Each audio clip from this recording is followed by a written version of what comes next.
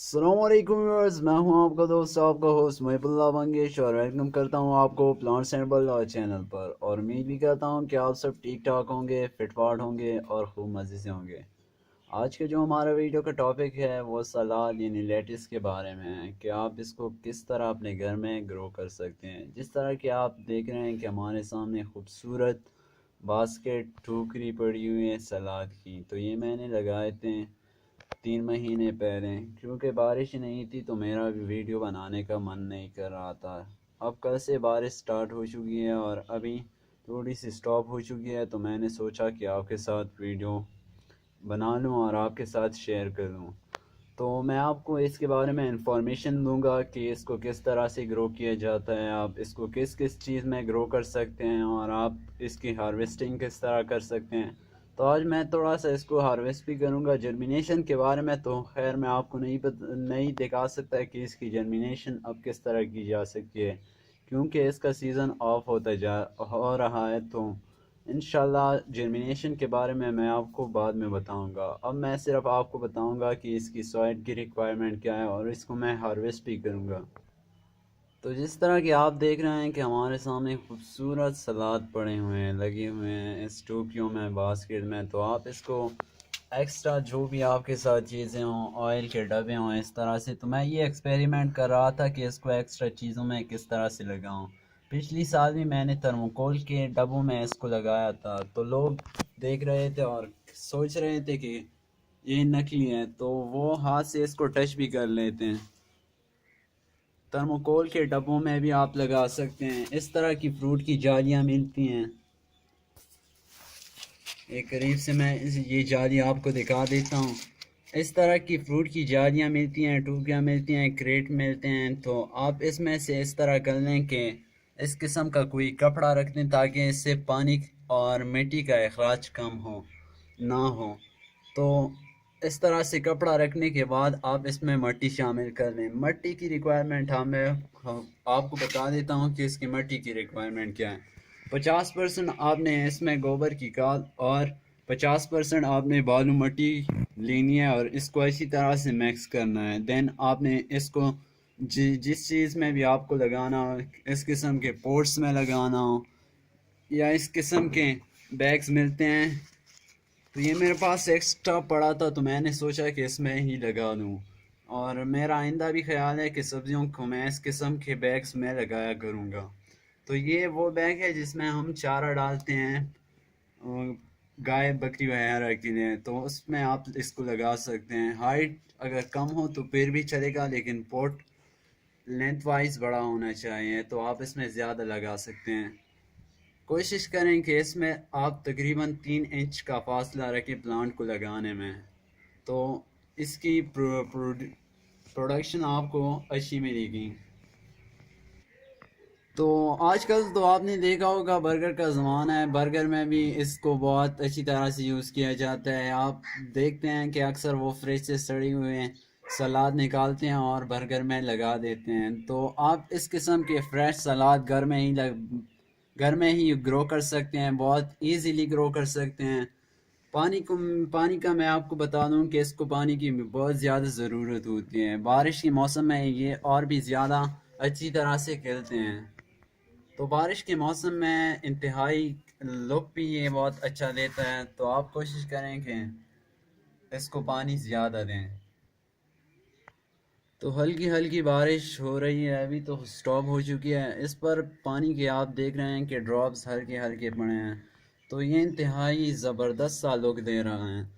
तो आप इसको हर चीज़ में यूज़ कर सकते हैं। ऐसा सलाद भी आप यूज़ कर सकते हैं, बर्गर या सैंडविच वगैरह में भी आप इसको यूज़ कर सकते हैं। तो इसको इसको मैं तकरीबन 3 बार मैं इसको हार्वेस्ट कर चुका हूँ। अब ये चौथी बार है कि मैं इसको हार्वेस्ट करने जा रहा हूँ, क्योंकि मौसम ही बहुत ज़बरदस्त है और वीडियो बनाने का मेरा मन भी कर रहा था। हल्की हल्की बारिश भी हो चुकी है, ठंडा ठंडा मौसम भी है। और मौसम का मैं आपको बता दूं कि इसको विंटर में लगाया जा सकता है। अगर मिड विंटर हो या शुरू विंटर ही में आप इसकी सीड को लगा सकते हैं, तो अच्छा होगा। आप बार बार इसको हार्वेस्ट करते रहेंगे। तो मैं इसको 4 बार हार्वेस्ट कर चुका हूँ। अब मैं इस बास्केट में इसको हार्वेस्ट करूँगा। तो आप भी देखते रहिए और एंजॉय करते रहिए। आप हर चीज़ में इसको ग्रो कर सकते हैं इजीली। ये आप देख सकते हैं कि कितना ही ज़बरदस्त लुक दे रहा है। तो ये मैंने कुछ इसके साथ मौसमी फूल भी लगाए थे जिसे कॉर्नफ्लावर कहा जाता है। 3-4 पौधे इसकी भी हैं। तो ये इजीली हर प्लांट के साथ लगाया जा सकता है। आप इसको हर प्लांट के साथ लगा सकते हैं। इसकी आप टाइम टू टाइम इसको आप इसकी गुड़ाई भी करें। तो गुड़ाई से इसकी ग्रोथ और भी बेहतर हो जाती है। हार्वेस्ट आपने करना हो तो आप इसको इस तरह से हार्वेस्ट करें। साइड वाले पत्ते आप काट लें, नए वाले पत्ते आप छोड़ दें।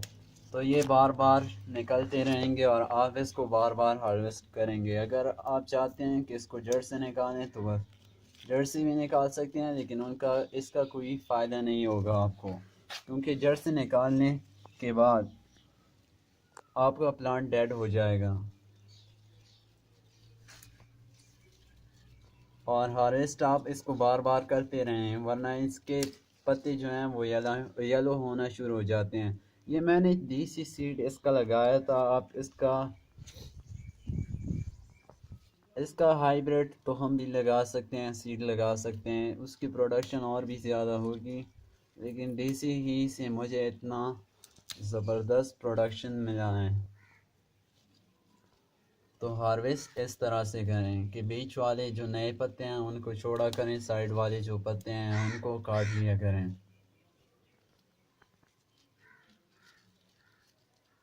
आपने इसको सायादार जगह में रखना है और पानी ज़्यादा देना है और ड्रेनेज सिस्टम इसका अच्छा होना चाहिए, वरना ये भी सड़ जाते हैं।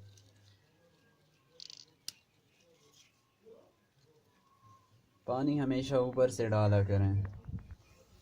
तो ये आप देख रहे हैं कि एक ही गमले से मैंने इतने सारे सलाद हार्वेस्ट कर लिए हैं। तो अभी तो ये टोकरी भी बाकी है और भी बाकी हैं। आप इसको प्लास्टिक की बोतल में भी लगा सकते हैं जिस तरह की मैंने लगाया। मैंने इसका एक फ्रेम भी बनाया था, वो भी आपके साथ शेयर कर लेता हूँ। गर्मी के मौसम में इसका जायका बदजायका हो जाता है, तो गर्मी के मौसम में ये सीड भी देना शुरू कर देते हैं। तो गर्मी के सीज़न में इसको लगाने का कोई फ़ायदा नहीं। जितना ही विंटर हो, विंटर का मिड हो या विंटर की स्टार्ट में आप इसको लगा सकते हैं।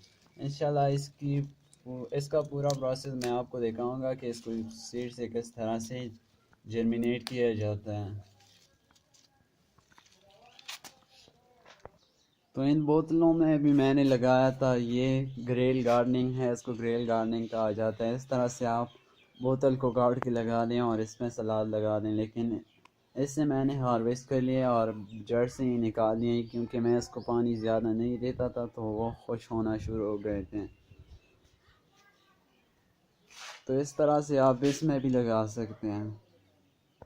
तो ये मैंने सिर्फ 2 पोर्ट्स ही अभी तक हार्वेस्ट किया, 2 पोर्ट्स को। तो आप भी इसको लगा सकते हैं। अगर आपके साथ ज़्यादा जगह नहीं है तो कम जगह में भी लगा सकते हैं। तो ये आप देख सकते हैं कितना ज़बरदस्त लुक दे रहा है। तो ये तो बस मैंने सिर्फ आपके साथ शेयर करना था, और जब भी मुझे ज़रूरत होगी मैं इसको हार्वेस्ट करता रहूँगा। तो आप ये इस तरह से घर में लगा दें।